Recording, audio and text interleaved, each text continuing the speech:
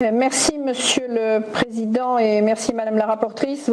Vous proposez donc dans votre rapport la création d'un organisme dirigé par la Commission qui établirait des lignes directrices à l'échelle de l'Union sur la gouvernance des données, invitant ainsi la Commission à financer des initiatives pour améliorer la repérabilité des données qui alimenteront ces espaces de données. Nous savons tous que tout cela se fait dans un contexte un petit peu d'urgence et surtout de concurrence majeure déjà établi. Selon nous, nous avons identifié 3 lignes rouges. La compilation et l'échange des données ne devraient se faire que sur la base du volontariat. Il faudrait établir des frontières très claires entre le traitement des données personnelles et non personnelles.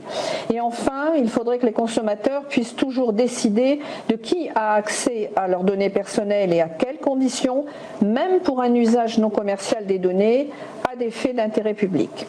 Pour cela, certains éléments fondamentaux, selon nous, doivent être envisagés dès le départ.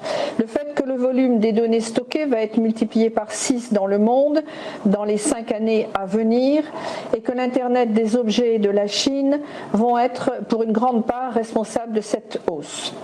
Il faudra veiller à ce que par les données que nous stockons, nous ne soyons pas amenés à trop rationaliser les comportements sociaux vis-à-vis de ces mêmes données et du même coup faire disparaître le libre arbitre. Il faut garantir une place pour les États membres dans la gouvernance et conduire cette stratégie via des coopérations renforcées pour faire apparaître que des projets intéressants initialement comme Gaia X perdent chaque jour son intérêt. Il faudra empêcher ce phénomène de distorsion. Il faudra se protéger face aux règles mondiales qui bénéficient à ce jour exclusivement au pouvoir toujours plus croissant des GAFAM. Et pour cela, il faudra évaluer les relations d'échange de données déjà mis en place avec des pays tiers, en particulier ceux qui ne partagent pas les mêmes valeurs. Et enfin, il faudra rappeler que l'intrusion dans des affaires des autres États membres par la détention des données numérisées constitue une très grave atteinte à la souveraineté numérique.